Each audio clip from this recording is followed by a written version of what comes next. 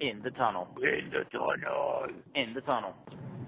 You're listening to In the Tunnel.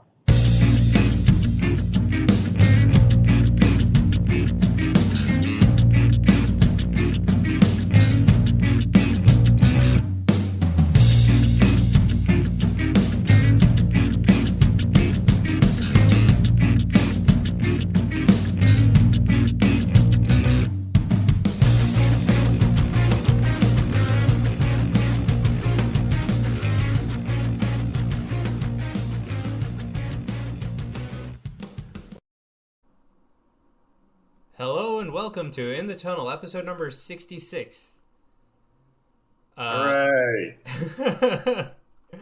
We finally figured it out. This is only our third attempt to start a show. And no technical difficulties were had in the making of this episode. I told you never to trust my ideas. Alright, anyway, we're going to start off with offseason grades for the NFL, which would be both the draft and just free agent acquisition. Correct. And because, we don't touch on anything to the extent that we should, so this is our one opportunity to really actually do something. Yeah, so we'll just be going through the teams one by one in alphabetical order. And the wheel will tell you how they did. So, starting with the Cardinals. So what they did is apparently they got an F. Yeah, so let's explain how they got an F. Well, they re-signed Larry Fitzgerald. They slapped the transition tag on Kenyon Drake, so they keep both those guys around. Not to mention, they signed Devondre Campbell, who's a linebacker. Got Marcus Gilbert to re-sign after he was traded from the Steelers last year. They got the big fish in DeAndre Hopkins. They got Devon Kennard on a 3-year deal to help fortify that linebacker core even more, and then signed a defensive tackle, Jordan Phillips, too. So do you think they got an F because they went too much? They went out too much? Maybe. It seems like a lot of their, signings were on the defensive end, which they needed. My guess is the F comes on the fact that they spent probably too much of their draft on defense too, having drafted 1, 2, 3, 4 of their 6 picks on the defensive end. Oh, dang. That's a lot. Yep. So there you go. That'll do it for you. Yeah. All right. On to the Falcons.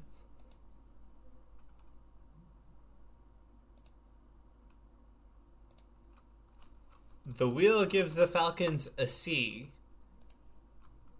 Mm-hmm. All right. So what they did is they signed a linebacker who was with the Rams, Dante Fowler. They signed Todd Gurley, which no one other than people who rooted for him at Georgia really, I guess, understand why they signed a guy with arthritis in his knees. Yeah. They signed a tight end who got outperformed by 2 guys who weren't drafted in the first round like him in Baltimore. Okay. They signed acquired a defensive end from the Dolphins for a 7th round pick, so that's essentially a meaningless move. Mm-hmm. And they signed a defensive tackle for a 3-year, $12 million deal.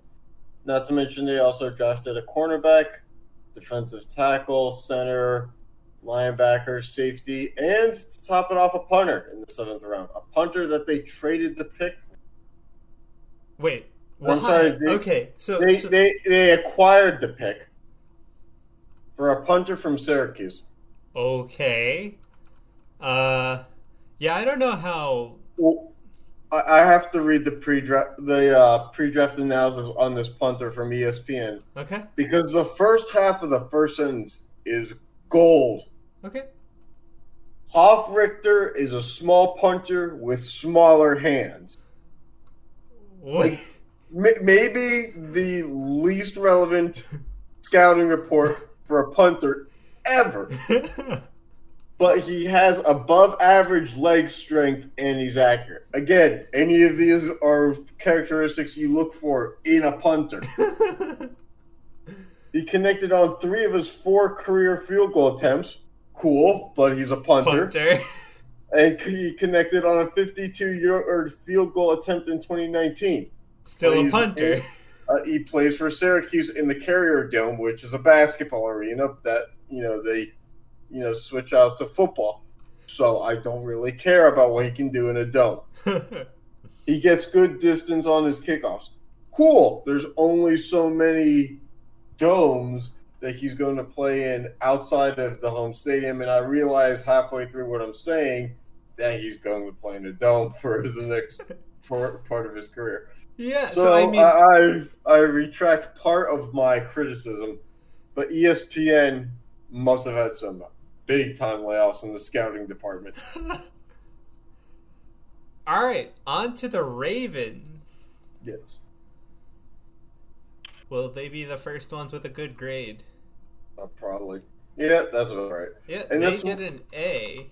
And that's what they're getting in the real world, too. So. Oh, okay. Because they actually drafted good players. Nice. Really, but... not nice for you. They acquired the former All-Pro Calais Campbell from the Jaguars, who were unloading their ship. They franchise tagged one of their edge rushers. They, I guess, kept a center. Re-signed a cornerback. Okay.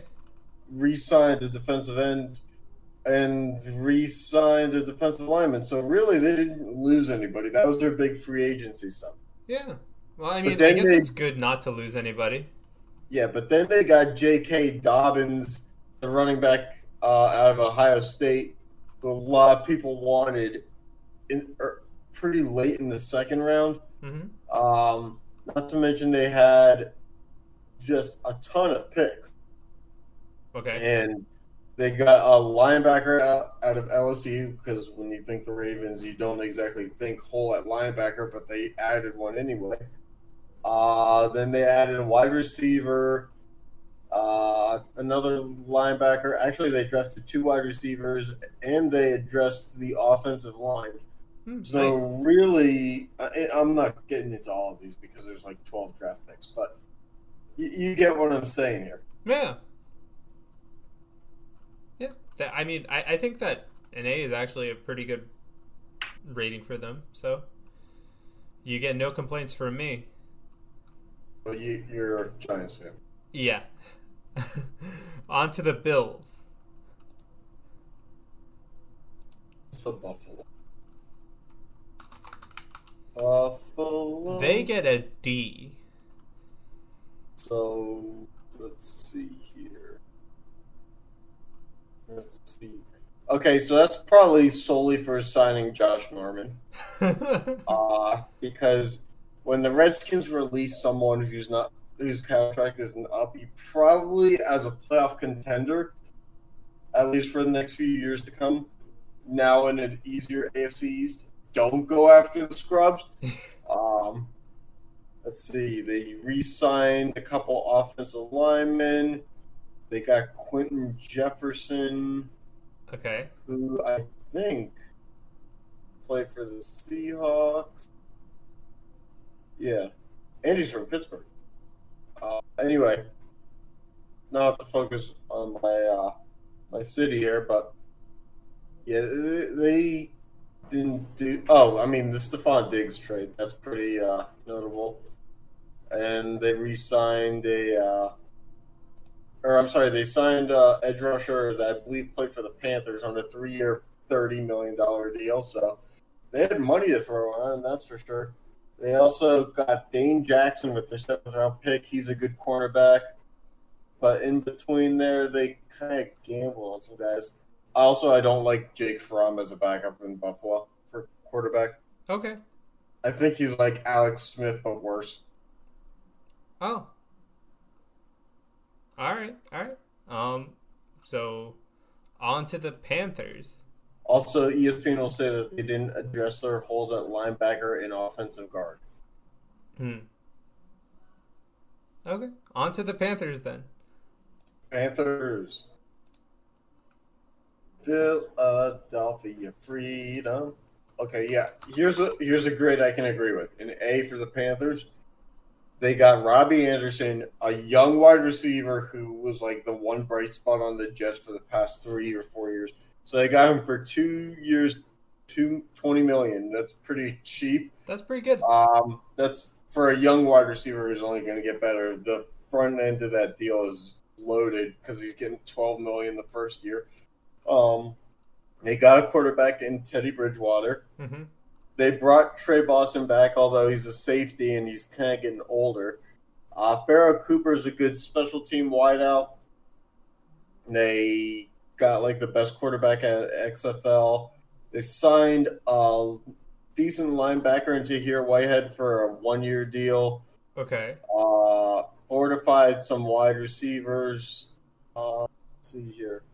And then they went out, fortified the defensive line with Gross Matos from Penn State. He was really good. Mm-hmm. Then Derek Brown in the first round. And then actually, I don't know if I've ever seen this before. Every one of their picks was on the defensive side. Oh. So they had 1, 2, 3, 4, 5, 6, 7 picks in the draft, all on the defense. D tackle, D end, safety, cornerback, safety, D tackles, cornerback. I don't know if I've ever seen that in a draft class before. But they addressed so much on offense in free agency that they kind of, Yeah, makes sense. Although ESPN will say that they did not address the linebacker spot, which apparently they need both inside and outside. Oh, okay. On to the Bears. Well, let's just start off by saying having 11 tight ends on your roster warrants an F, and that's what they got. The wheel agrees. Also, as a Steelers fan, the wheel we've agrees. seen how bad Artie Burns is. And there was a team that 2 years ago was not bad on defense in the Bears. 2 years later, they're signing Artie Burns, who's just a horrible player. They signed an edge rusher for $70 million the day that they let another edge rusher go for not wanting to pay that guy less. They re-signed a linebacker for 3 years. Signed an O-lineman. They signed Jimmy Graham, which I don't know why. And then they signed Ted Ginn. It's like, are you trying to sign the oldest playmakers in the league? And then Nick Foles, that is what it is. We'll find out in time because it all comes back to how bad Mitch Trubisky is going to be long term. Yeah. Not to mention, after they go out and sign Jimmy Graham, they draft a tight end in the second round with their first pick in the draft. Then they go cornerback, OLB, cornerback, wide receiver, offensive tackle, offensive guard. So I guess ESPN says that they had holes at D end and safety. Did not address those in either the draft or really in free agency. They re-signed, I think, their backup safety for 1 year. Okay. That's not really addressing issues. Not really. All right. So they get an F for good reason. How about the Bengals? All right. So I'm going to say B here, and not because the team name starts with a B.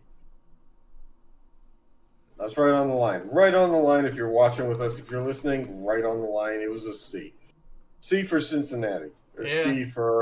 C for, oh my God, I can't see this crappy team anymore. All right. So I kind of get this, but it's a confusing narrative to write. So, yeah, they got Joe Burrow. But what they did in free agency was kind of really stupid. Okay. All right. So let me bring this up and We had a nice browser open about if we have to buy roach traps. So that because right after our call last night, Sean, after our production meeting, I saw a little buggy on the floor and I beat the shit out of it. My parents would be proud of me because I have a phobia. So they signed Mackenzie Alexander for a 1-year, $4 million deal. Now, he used to play for the Vikings, and we'll start to see a theme here. Because they also signed the other cornerback who was a free agent from the Vikings, Trey Waynes. So they signed one cornerback for 1 year, $4 million. How much do you think that they signed the other one for? Same. No, not even close. 3 years, $42 million. Could you? And then on top of that, they gave 4 years and $53 million to a defensive tackle. Okay. They franchise tagged AJ Green, who did not play at all last year. Okay. Which is fine, but this basically means AJ Green this is his last year in Cincinnati. Yeah. So after that, they go out and get a really good slot receiver in T. Higgins out of Clemson. The problem is he's not going to replace AJ Green. Yeah. Not long term. Then they go linebacker, D and OT linebacker. By the way, they got our Marcus Bailey out of Purdue guy that we thought was going to the Eagles. Oh, okay. So don't know why Marcus Bailey made our mock draft, ended up going in the 7th round because we only had a list of top 100 prospects, and he went somewhere in the 200s. But whatever, it is what it is. Yeah. So yeah, it's an interesting time. But the ESPN draft class charts say that they addressed all their needs. I don't agree with that. But then again, I don't really agree with a lot that ESPN stands for. All right, so oh boy, the Browns. On to the Browns, yeah. So did they make some moves? Holy shit! I need to make my browser window bigger. So these guys get B for Browns. B for Browns. Anything to say on this? Yeah. All right. So we saw what the guy looked like that they drafted in the first round. Yes. I told you to look him up, and you said, wait, what? Which is your go-to response for something really bad. All right. They did get that Peoples-Jones guy that we had in our mock draft. They got him in the 6th round. Oh, damn. All right. And then, let's see here. They signed a defensive tackle for 1 year, $3.5 million, fully guaranteed. You don't really see that on a defensive tackle 1 year contract. Yeah. Then they signed a D end, 2 years, $6 million. Okay. They signed an offensive tackle, 3 years, $42 million.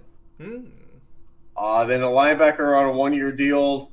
Austin Hooper, tight end from the Falcons, goes there 4 years, $42 million. So keep in mind, they're paying a tight end the same amount of money that they're paying an offensive tackle.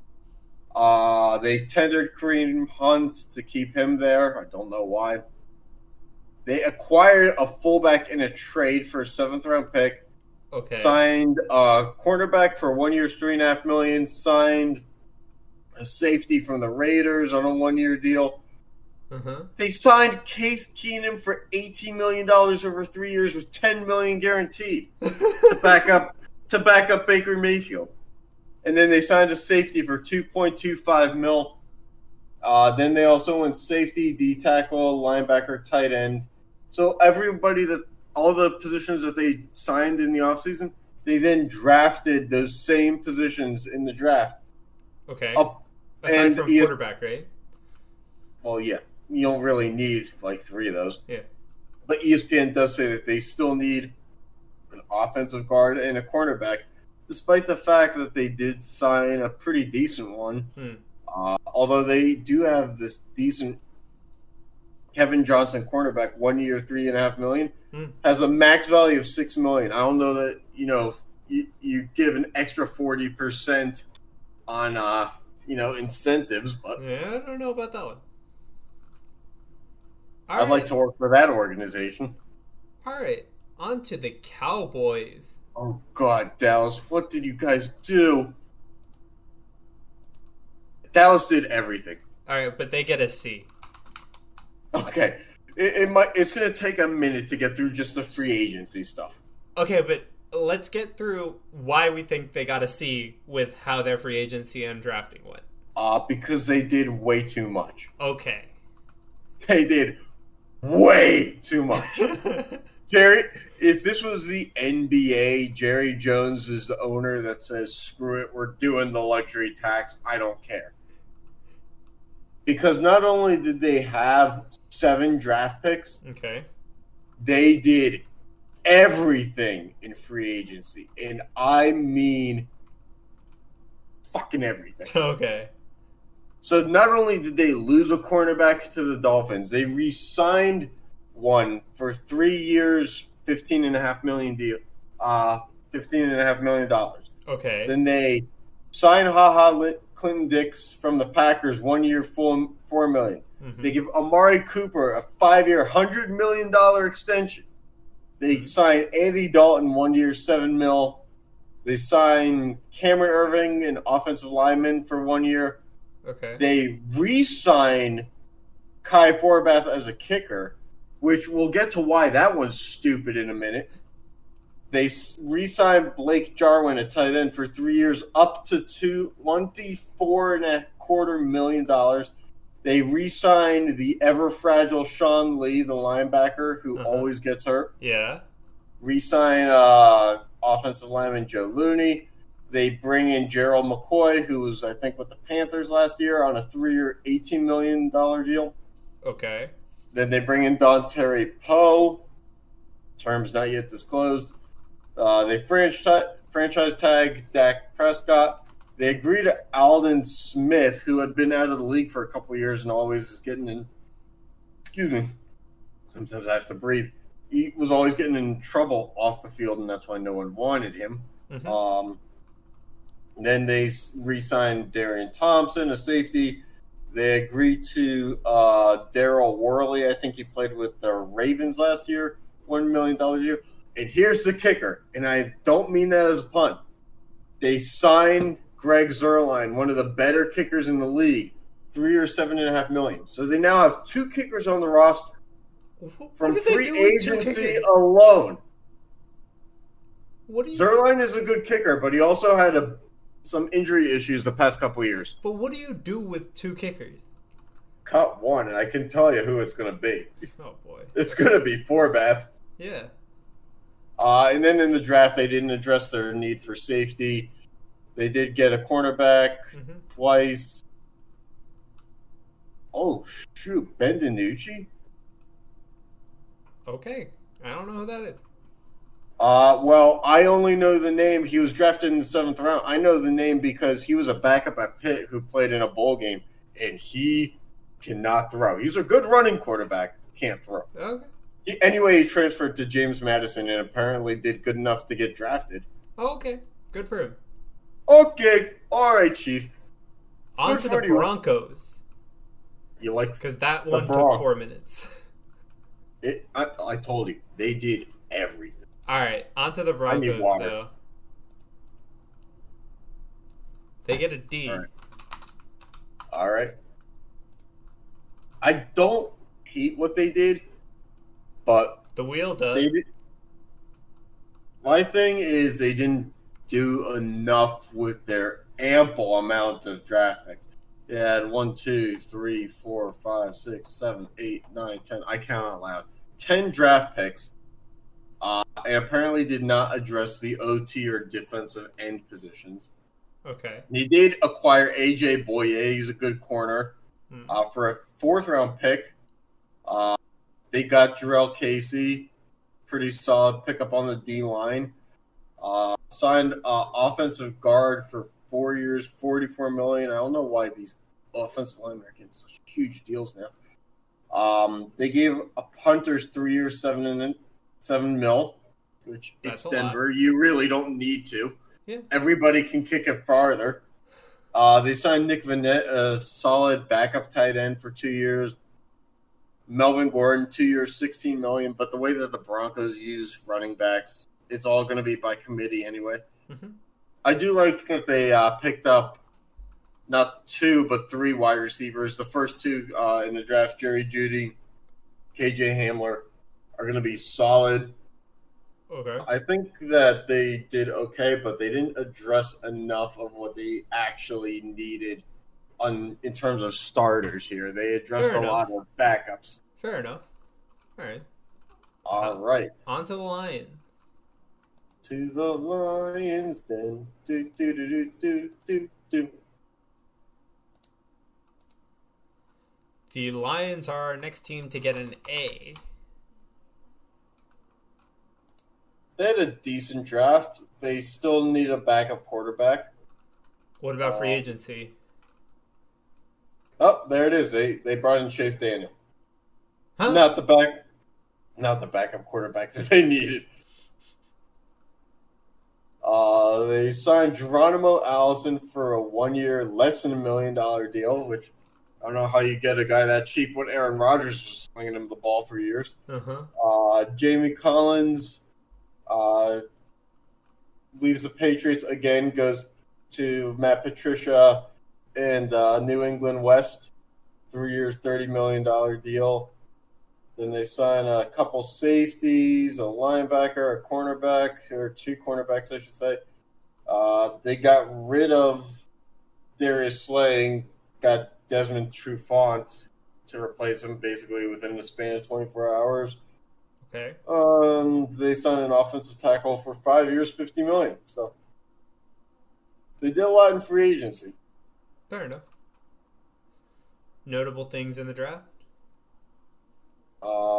They got a pretty good cornerback in Jeff Okudah, or whatever it's called. DeAndre Swift.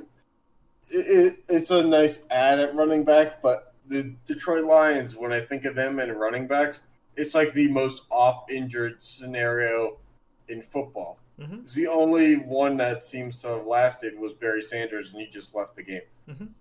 So they'll go through him too. Okay. On to the Packers. They didn't do much. They signed Devin Funchess, a linebacker, a tight end, because not a year goes by where they don't. They got an A, apparently. Yep, they get an A. Somehow replacing Aaron Rodgers long-term with Jordan Love gets you an A, despite the fact that they didn't get Aaron Rodgers a wide receiver at all, which the world still is buzzing about. They drafted a running back in the second round, which doesn't really help Aaron Rodgers, throw the ball, especially when that running back is from Boston College. Can't really think of, I don't know. I don't know. I don't really like their draft that much. I really don't. The Wheel thinks that drafting a quarterback was the absolute most perfect thing to do, so it gives him an A. Almost every school that all their draft picks went to were basically in the Midwest. Minnesota, Michigan, Indiana, or at least half their draft was, and then Utah State, Boston. They mix it up, but like half of their scouting apparently was just local. Okay. On to the Texans. Texans didn't start drafting till the second round this year. Which is why they get a D in their total offseason grade. Yeah, and this is clearly, karma for being the stupid team that anoints a former college head coach as their GM and head coach, keeps him there way too long, and then allows him to ship off DeAndre Hopkins just because he has a beef with him. Yep. And so you don't have a first-round pick. You give Randall Cobb, who was like on a nothing deal with the Cowboys, 3 years, $27 million, and $18 million guaranteed. Mm-hmm. You bring in Brandon Cooks, who had a down year last year. Mm-hmm. They re-signed a tight end or 2. They acquired David Johnson, who really hasn't done much didn't do much for Arizona the past 2 years anyway. Mm-hmm. give a cornerback who didn't last in Denver 3 years, $36 million, because he did okay last year. And then on top of that, they only had 5 draft picks, and they needed a running back after David Johnson because he gets hurt. Didn't address it. They needed a safety. They re-signed Eric Murray, who I'm guessing is a backup, so they did not address that either. Okay. On to the Colts.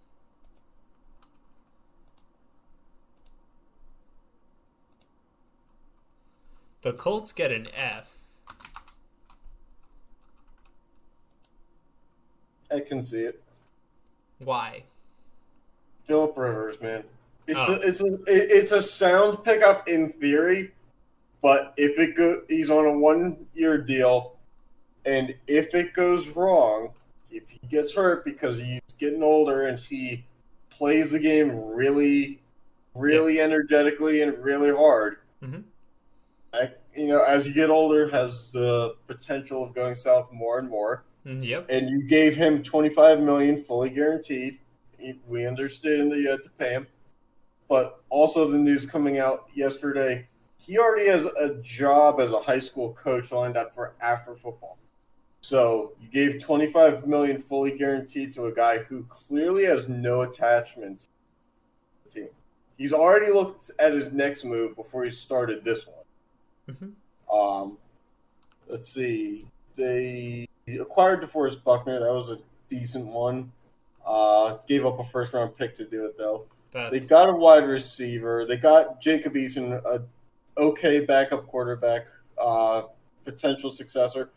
But the thing is I don't know what you're going to do with Brissett now. Because you gave Brissett an extension last year of, I want to say $20-some million over 3 years. And then now you're giving Eason probably a 5-year deal for a mid-round pick, so that's not going to eat up a lot of cap. But then Phillip Rivers, so you're allocating a lot of your salary cap to the depth chart of quarterback, right? Jonathan Taylor's a decent running back. I don't know that they needed it because, again, this is a team that goes by committee. The other picks are all right, but I think they tried to go too big of splash moves in the wrong places. Okay. Yeah, it makes sense. I think they weren't far off from a playoff spot last year when everything went wrong. So they only needed to make some of the moves for things to go right. Yeah, okay. And I think they went a little too far. You can toe the line and then you can absolutely capture the flag and go over it. I think they went over it. It's not a good analogy, but I'm sticking with it. Okay. On to Jacksonville. All right. So Jacksonville, I don't know what they were doing in free agency just by signing Tyler Eifert, who's got glass body parts for the past 4 years. Okay. Well, they get a C. Good. Okay. Must be because Mike Lennon got signed, I think today, actually. Today or yesterday, he's going to back up Gardner Minshew. Let's see. Sean Melvin stays for a year. They franchise tag Yannick Ngakoue, and now they're trying to trade him. They gave a linebacker who was with Cleveland last year 5 years, $54 million, with $22.5 million guaranteed. Not a little bit of a deep dive. Yeah. Other than that, they just give 1-year deals to everybody. So it's not long term in the slightest. Right. They gave Eifert $2 million. They gave Schobert, the linebacker, $54 million in 5 years. Everybody else is on a 1-year deal in the free agency class. Okay. On to Kansas City. Although the ESPN says that they addressed everything that they needed in the draft, which Kansas City also gets a C. By the way, one last thing about Jacksonville. When your defense is as good as they're building theirs to be up again, you're only as good as your offense will allow you to be too. And they still haven't learned that you have to address both sides of the ball. Okay. All right. So Kansas City gets a C. Let's see. re-signed a couple guys for a year. Signed Taco Charlton, I guess, and the next in line to take a flyer on him. They just basically re-signed guys, which is good for them. Defending champs don't really lose anybody. Mm-hmm. Well, I'm sure they did, but in terms of potentially keeping as much of the crew as they could, they did a decent job. They went running back in the first round, which I don't really get. Damian Williams was pretty damn good in that playoff push, and he's not been in the league long. He's on a rookie deal. It's perfect time to have locked him up probably for the cheap. Then they draft a linebacker, OT, safety. They didn't do bad, but they're not giving Mahomes enough protection, I feel like. Okay. Mahomes is only going to be as mobile as he is for 3-4 more years. Fair enough. All right. So that is the first half of the teams. On to the second half. Starting with the Los Angeles Chargers. Mm-hmm. By the way, I think I might have gone with the Raiders as if they were still in Oakland. Yes. Oops. I looked up the alphabetical list on some site, and I was going through a checklist, and that list must have been outdated. All right. So the Chargers. We'll fix the Oakland Raiders to Las Vegas when we get there. Let's go Oakland next. It's right there on the graphic next to it. Anyway. The Chargers get a B. All right, so they gave an O. Go ahead. Go for it. No, go for it. No, go ahead. They gave an offensive tackle 3 years, $30 million. By far, maybe the cheapest offensive tackle deal I've seen so far in the free agency for a multi-year. They placed the franchise tag on Hunter Henry. Why? He's never healthy. They signed Chris Harris, decent cornerback who's probably getting up there in age for a cornerback though. They re-signed Austin Eckler for a 4-year, $24.5 million contract. Mm-hmm. It's okay, but he's going to end up being a split back. He can't handle the workload long term, although I don't know who they'll save on the roster. They get Justin Herbert, pretty good guy, close to home in Oregon, I guess, geographically.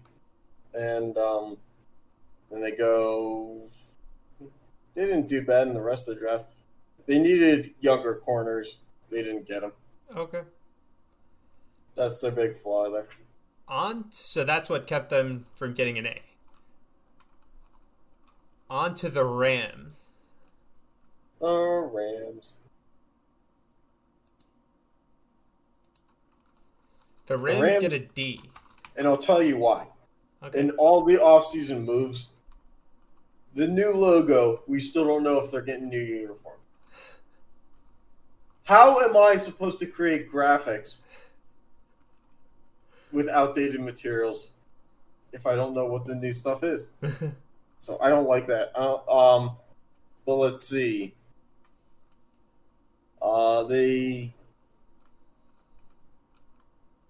They re-signed a defensive tackle on a 3-year contract after a deal fell through with Baltimore.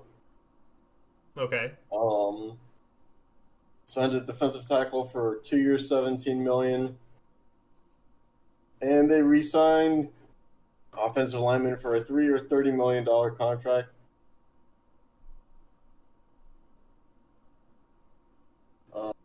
Drafted a running back in the second round, wide receiver in the second round as well. And they went linebacker, safety, tight end, place kicker in the 7th round. Okay, so this is typical Chargers stuff, but not Rams stuff. They went kind of heavy on the offense and special teams, which is a very Chargers move to not have a defense. All right. New stadium, and I guess role reversal too. Yeah. All right, how about the Dolphins next? Sure thing, buddy. So the Dolphins did a bunch. They did so much, they got an F. So maybe you don't give a cornerback $82 million. Yeah. I mean, I don't think that's ever been done before. Oh, fun. And then they got Tua, which will be, I think, a good move. And then they got, I mean, we discussed this last episode. They could have gotten guys at 30 with their third first-round pick that they took at 18. Yeah. So we agree that they kind of messed that one up. All in all, they had a lot of draft picks, and it's kind of hard to tell, how they're going to play out. But then they signed edge rusher for 3-year, $30 million. Another one for 2-year, $15 million. And these are big names: Emmanuel Ogbah, Shaq Lawson, Kyle Van Noy for 4 years, $51 million. So, Jordan Howard, running back, 2 years, $10 million. Eric Flowers, offensive tackle. Sean, you know how bad Eric Flowers was with the Giants, right? Yes. Why did he get 3 years, $30 million, and $20 million guaranteed? This is why they get an F, dude. Yeah, that's the Dolphins throwing around Marino money. Done. At a horrible Eric point. Flowers, Yep. $30 million. Nope, can't do it. But yeah, after all that, they still need a running back. Yep. All right. On to the Vikings. Yes, sir, the Vikes. Wow, the Vikings had a lot of picks. They had an A. Holy. Did they really have more picks than the Dolphins? Yes, they had 15 picks. What? I had to scroll down to get them all. Okay. They had 4 seventh-round picks. So let's go through notable picks then, because I don't think we want to sit here. Yeah, so they replaced Stephon Diggs with Justin Jefferson. Decent. Okay. I think Justin Jefferson is going to be he's not your splash playmaker, but he's your reliable playmaker. Okay. Kind of like Hines Ward was for us back in the day. Yeah. But without the ability to knock out a linebacker's jaw. Uh-huh. Then they went quarterback in the second round after losing a couple of them, so that makes sense. Uh-huh. And then they went cornerback again in the third round. They went offensive tackle in the second round as well. I'm sorry, they went cornerback in the first round, not the second round. Then they went defense. Let's see, they went defense from the third round all the way to the end of the fifth round. So they had 1, 2, 3, 4, 5 straight defensive picks. Then they went 2 offensive picks at wide receiver and offensive tackle. Went 2 more defensive picks. Nate Stanley wasn't a bad quarterback at Iowa. He'll do okay as a second or third stringer. They re-signed Amir Abdullah. Re-signed Dan Bailey, who was their kicker. They gave a fullback 4 years, $12 million. That's actually a pretty good deal. 4 years and less than, $15 million.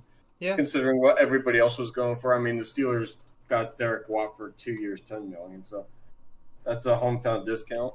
All right. Then they signed a defensive tackle for 3 years. And that's pretty much the gist of it. So not bad. They did a lot. They addressed a lot. And they addressed a lot. Okay. So and ESPN says that they addressed their needs. Okay. On to the Patriots. All right. The Pats get an F. Now, I hate to do this because I hate the Patriots. But I think that Stidham isn't a horrible quarterback. And I'm sure that the Patriots will win at least 10 games this year. Okay. Because the wheel in the world will say the Patriots are stupid for not drafting a quarterback. I think they know exactly what they have. And I think I know that because one of their bigger acquisitions in the offseason, they signed Brian Hoyer back again. Okay. So Tom Brady's backup from years past. They signed him back to be the backup again. Okay. So they're drafting system guys in case things fail. So they know that they're going with Stidham. In typical Patriots fashion, they lose a fullback, they sign a fullback. They re-signed a special teamer. Let's see, they're all just backup depth chart deals. Second round, they go with a safety from a no-name school with the 5th pick in the second round. Okay. And then they go. They went with the racist kicker in the 5th round. That immediately caused controversy, and the kicker's like, "Okay, I gotta get some tattoos covered up." Let's see. They drafted 2 tight ends, and they didn't draft any skill positions here. Oh. They went, tackles on each end, centers. There's nothing fancy about this draft. But then again, Belichick never, needed anything fancy. Right. So we'll see. All right, but the wheel in the world say F. On to the Saints. The Saints, who had 4 draft picks.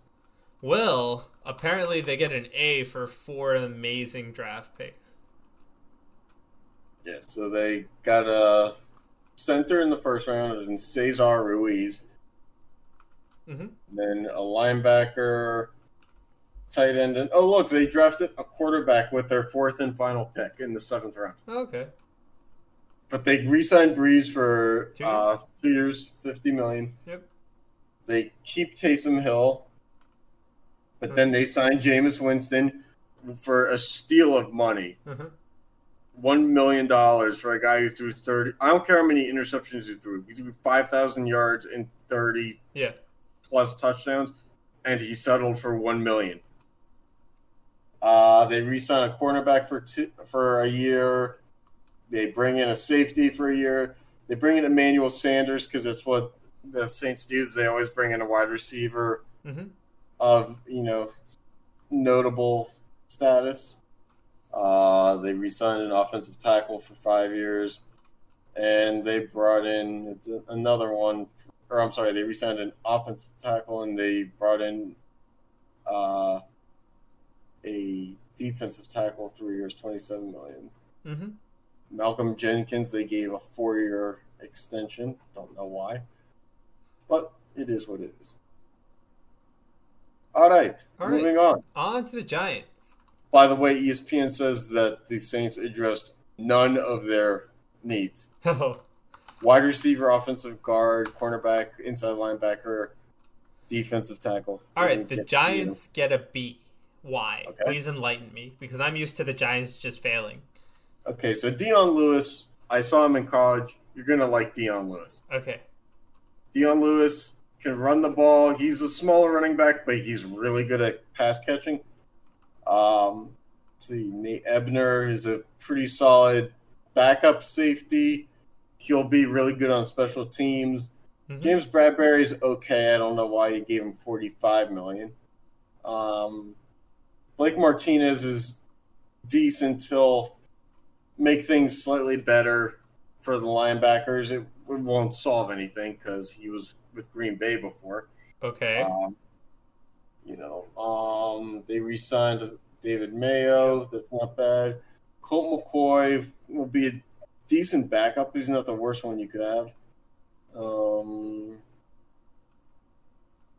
Guys brought in some tight ends. That's not bad. Yeah, but Eric Tomlinson, if you watch enough Jets games, you've seen him because he was with them the past few years. Andrew Thomas wasn't a horrible pick, but it still wasn't the best pick. Let's see here. They did a lot to actually try to plug up some of the offensive and defensive line woes here. They just didn't draft anyone at wide receiver. Yeah. But I think that Darius Slayton is a pretty good wide receiver too. Okay. I think that a lot of people overlook him. All right.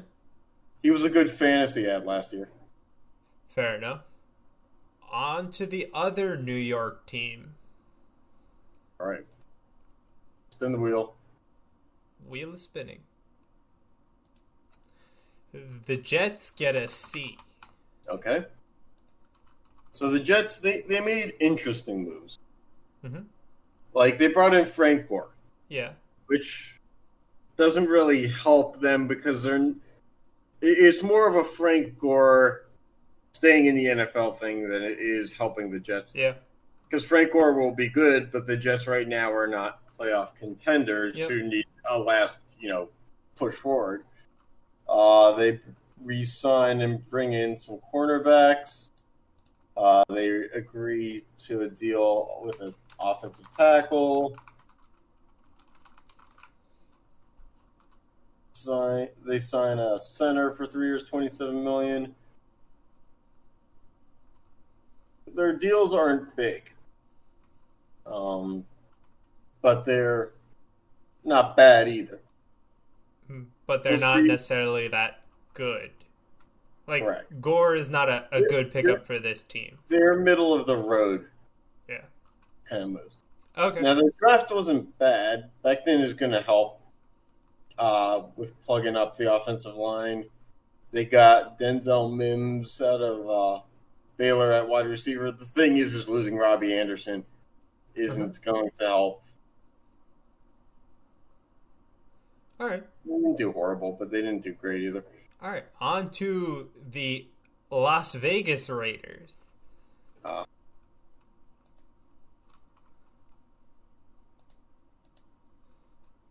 They get an A. Why is that? Because they're really high on the Henry Ruggs, I guess. Okay. See, they signed us a capable starting safety in Jeff Heath. They got Nelson Aguilar, which isn't really a great move. 1-year deals, pretty much, except they got a linebacker. 3 years, $21 million, and Nick Kwiatkowski. They brought in Corey Littleton from the Rams, 3 years, $36 million. Mm-hmm. Marcus Mariota got paid pretty handsomely for a backup role in Raiderland. Okay. And they got Carl Nassib, 3 years, $25 million. And they brought in Jason Witten, and like we said, we've already poked that joke before of the coach who used to do Monday Night Football and the player who used to do Monday Night Football. Right.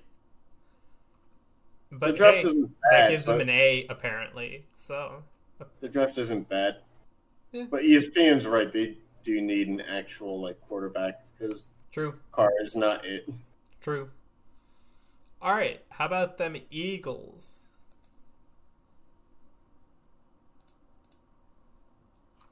The Eagles get a B. I can agree with that. Javon Hargrave is a really good signing. He did really well here. 3 years, $39 million for a nose tackle, but he really gets after it. Okay. Then they got Rodney McLeod, a decent safety, 2 years, $12 million. They kept a couple guys around. Mm-hmm. They got Darius Slay from the Lions. He's a top 10 cornerback in the league. And then they did pretty well in the draft. They just needed more on the secondary. Okay. So that's... Plus, they drafted a Prince Tega Wanaho from Auburn. Oh, he was in our thing, wasn't he? 6th round. Oh, of course. I think we were looking at the wrong list. We were looking... Yes. I think we were looking at the last 100 ranked. All right, on to the Steelers. D. Wow. Really close to that F. Well, I mean, the thing is at some point we have to deal with this reality that Ben is made. He isn't like this shielded armor anymore. The dude is getting banged up. Just basically he didn't have to have Tommy John surgery, but he was like a hair away from it. And we know what that does to ruin baseball pitchers' careers. Mm-hmm. Imagine a quarterback who has to sling it, 45 yards longer. Mm-hmm. Didn't do anything to draft a quarterback there. We franchise tagged Bud Dupree, so unfortunately this is probably the last year we have him. We got Eric Ebron, which I think is a decent move. 2 years, $12 million. And we got a second Watt brother in Derek for 3 years, $9.75 million. People speak highly of this Chris Wormley dude we got from the Ravens, but he was not a high pick. And we got a hometown guy, Steven Wisniewski, who's from here. He was on the Chiefs, won a Super Bowl last year. We got him for 2 years. Okay. But our draft just was Bad. not great. I don't understand why we went wide receiver with our first pick. Oh, okay. Fair enough. And then why we went running back. We already have like 5 of them on the roster. All right. 5 of them that were drafted within like the last 4 years. Great. Good job, guys. Connor, Snell, Samuels. Good job, guys. Yep. All right, on to the 49ers.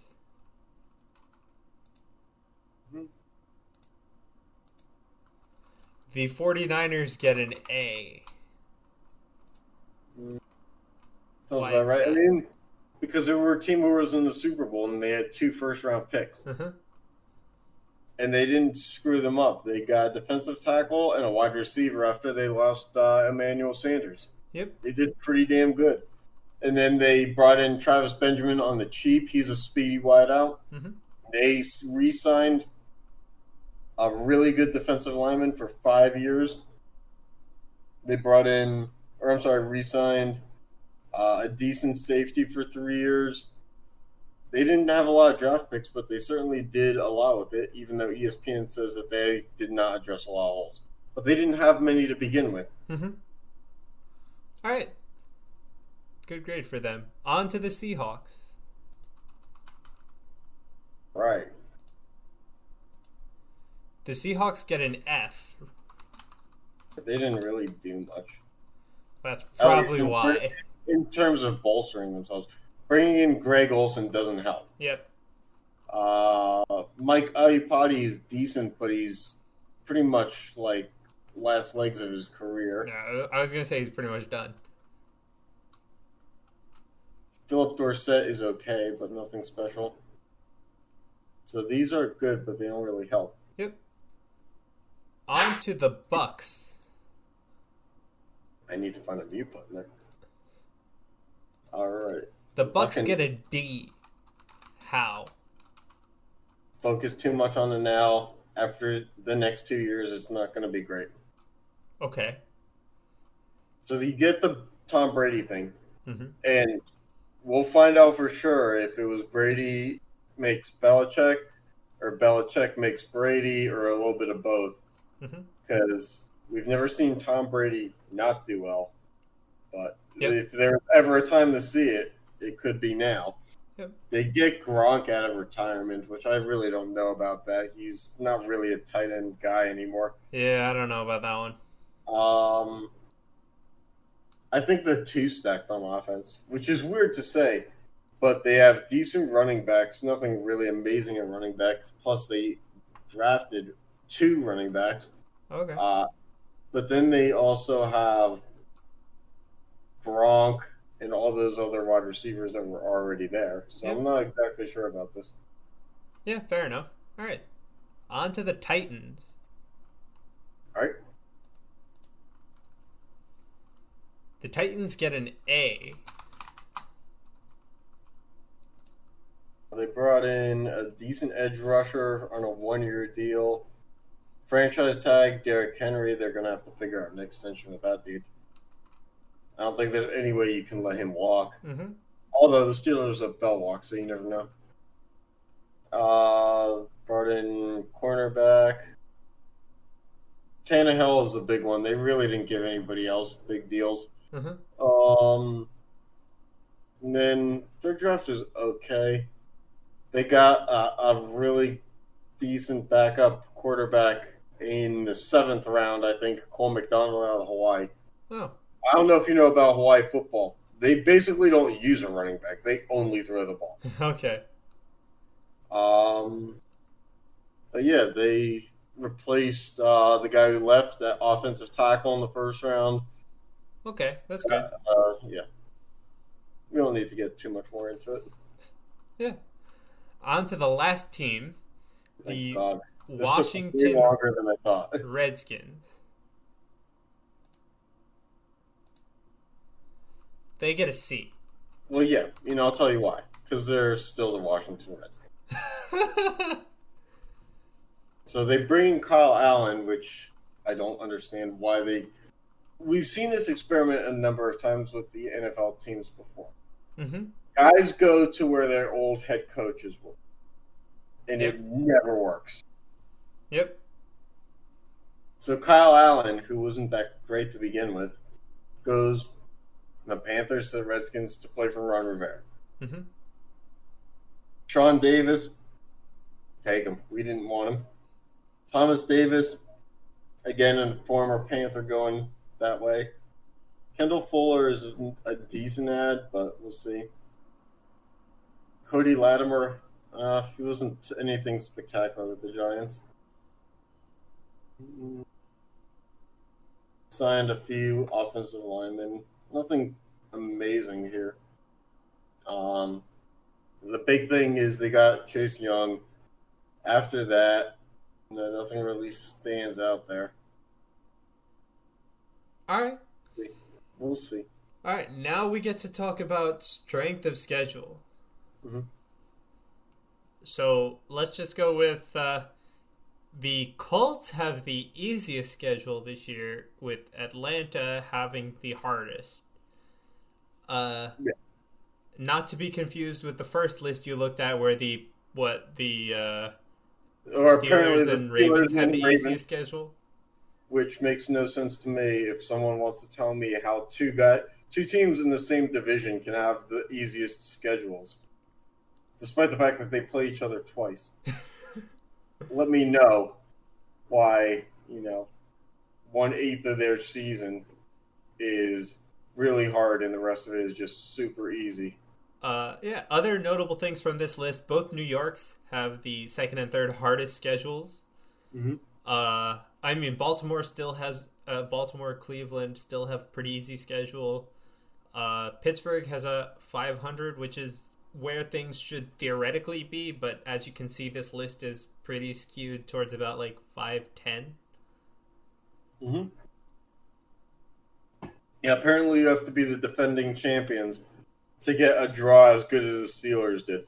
Which is right in where the world theoretically should be turning. But nope.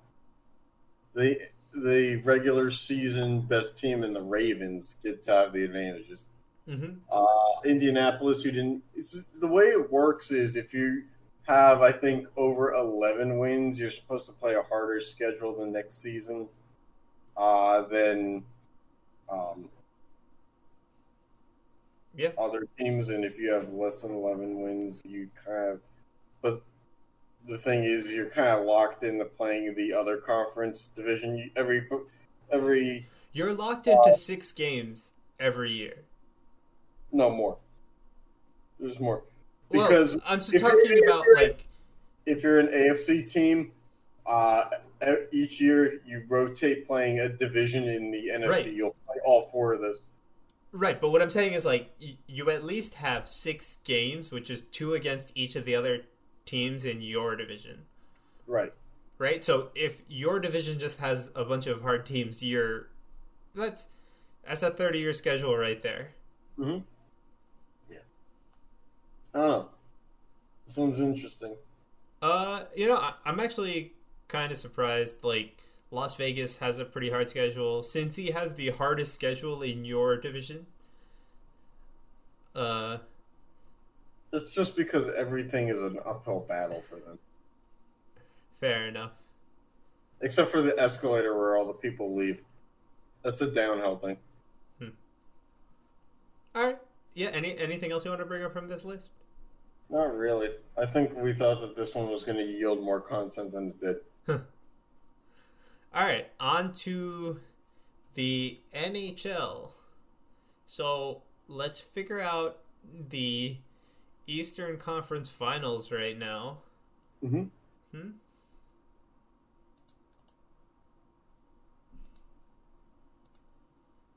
This is exhilarating. It's exciting. It's extravagant. It's All right, so our first matchup yeah, go ahead.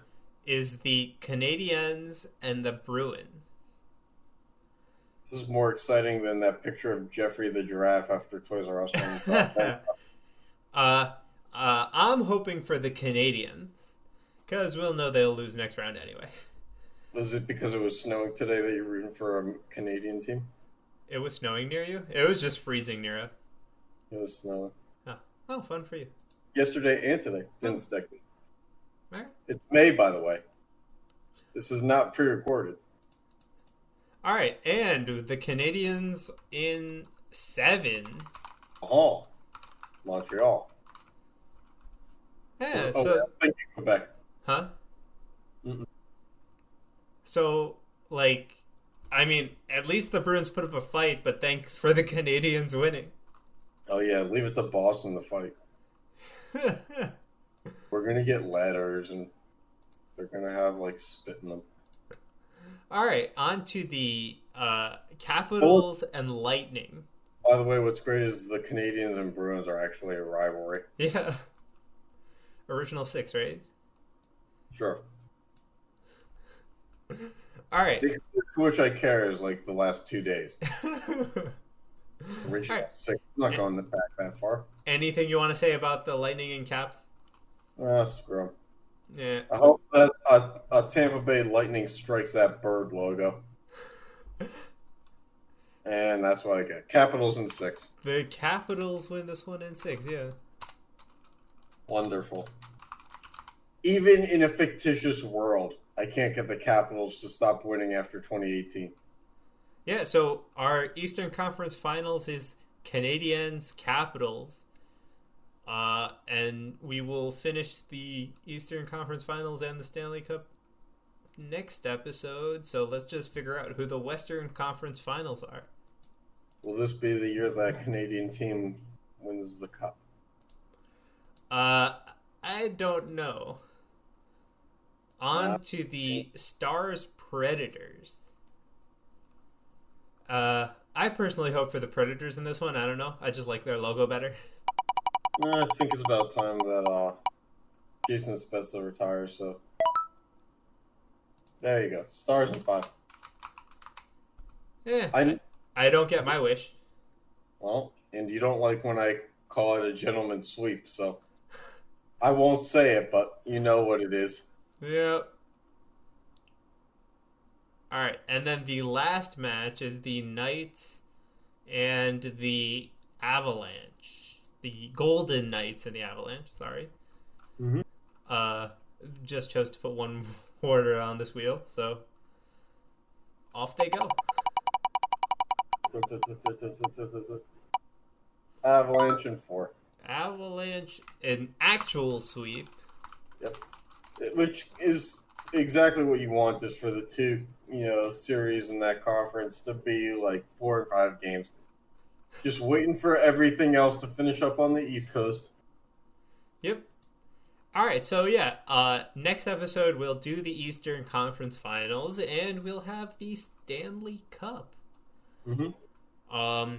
So yeah, we have the Canadiens and Capitals and the Stars and Avalanche for next episode. Yes, we do. And it's going to be a miserable ride for me. All right, on to the next topic we have. All right, yeah, this is more like the sentimental thing like I did with Gonzaga. It's the Korean Baseball Organization. Now, if you've been paying attention for a couple of weeks to sports because you miss them like we do, and I can't speak for Sean here on if you paid attention to this, but there were rumors that ESPN was negotiating with the Korean Baseball Organization for broadcast rights to give us something in the interim, which sounds good in theory.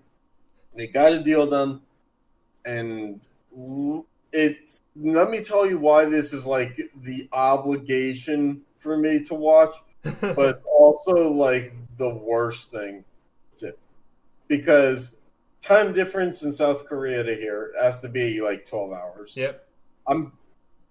So like today I'm watching ESPN. They're promoting a Korean Baseball Organization game they're presenting it like it's prime time, and it's like it starts at 12:55 a.m. Eastern time. Like, and then I'm thinking like, oh, that must be because it's like an afternoon game and it's Saturday there. No. No. What time would it have been there? Isn't it night? Well, anyway, it's got to be not night because work days, because I still go into a hospital to work and I actually have to get dressed and all that stuff, and I wake up at 5:50 in the morning. I wake up and put on ESPN because I'm used to watching SportsCenter while I get ready to start the day. Yeah. I wake up just in time for the second inning to start live of a Korean baseball game, and immediately, because in the Asian dominant countries, they do the whole anime thing where they have multiple mascots and multiple cheerleaders, and they're all like dancing on top of a dugout. And keep in mind, I've been awake for like 3 minutes, and I've already had just about enough of that energy. And I don't even drink coffee in the morning. I'm like, I can't do that. Yep. Then on top of that, none of these players, the front of their jersey is in English, but the back of the jersey, the names are in Korean, which does not help me at all in acknowledging who's different in any way. And I don't mean that in terms of how they look. I just want to know their names so that if I were to look up stats later on, if I actually built up a genuine interest in this, I could actually backtrack. And I can't. Then, on top of that, there's the stadiums that are empty. The umpires and officials are wearing masks over their face, but not their nose, which is a little interesting in itself. Yeah. And the base coaches are also wearing masks, but not covering their nose. But the base coaches aren't wearing gloves. So in theory, the players are wearing batting gloves or stuff. It's okay in theory. But they're still doing all the fist bumps and stuff like that going around the bases. So really, this doesn't work either. Or they're like holding the equipment of people who are like sweating. So that doesn't work either. But I mean, the officials and base coaches are the only people wearing masks, by the way. But everybody else, also like the players, right? If I'm the second baseman, I still have my glove hitting the other player. Exactly. In a game where you still need to tag, the players, none are wearing masks. And especially, when like someone's on first base and the first baseman is like right there. That's lack of social distancing, guy. Yeah. I mean, that's like the only instance where it matters because the first baseman stays close to the bag there. But yeah, it's not like everybody can play the outfield. I'll say it like that. Yeah. But, like, how can you have it where everybody but the players is wearing masks? And then you have the stadiums, which they filled in the seats are empty. So what they did is they like got tarps and put photos of like the generic Photoshop templates of people as fans. And I'm like, that's hilarious. It's like we all understand like that people can't go to the game. You don't actually have to, invest thousands and thousands of dollars to try to provide an illusion to the team. But hey, if they don't invest those thousands and thousands of dollars, where do we get content? And the fact that ESPN feels like showing the game, their broadcasters are on a third of the screen from their houses, and while baseball, which already is one of the smaller ball, equipment used in sports, is now on an even smaller aspect ratio on your screen. I don't know. It's a lot to take in at 6 a.m. That's all I'm saying. All right. Give it to me at like, when I get home from work and I can like drink a beer to it. I'm better with that. Okay. But then again, it's still in Korea, and then they'd be saying the same thing about us because it'd be like 3 a.m. there. Fair If enough. not, so I don't know. It's a tough one, but like I said, Hey, it's kind of like if you're going through sports withdrawal. Hey, And I don't even think that I'm going through it that badly. It's better than yeah. in my place. I get to see when I walk downstairs ESPN The Ocho mini golf or something. Okay. Yeah, but I mean, that's like a nuisance that eventually goes away. Whereas baseball, it's not like mini golf. Mini golf probably doesn't take 3 hours to complete. Fair enough. But like, yeah, you know, the Ocho needs to not start before 10 a.m. I like go downstairs for the Ocho, and all I see is like, oh, welcome to ESPN The Ocho, and I'm just like, no. I thought that was only a one-time thing. They're still doing that. I heard it. Oh God. All right. Yeah. Well, I mean that's my gripe with Korean baseball, but I'll take it while it's here. All right. Yeah. Thanks All right. for tuning in. You got any closing remarks to say? All I'm going to say is if the NBA is the next to open up and I actually have to pay attention to the NBA over anything else, I'm going to be upset. Yeah, I don't know about that one. Well, they're reopening training facilities and states lifting the restrictions. Oh, but like New York is still closed. New Jersey is still like closed. Yeah, like the Knicks are going to make the playoff. Okay. All right. Yep. Thanks for tuning in and catch you next time.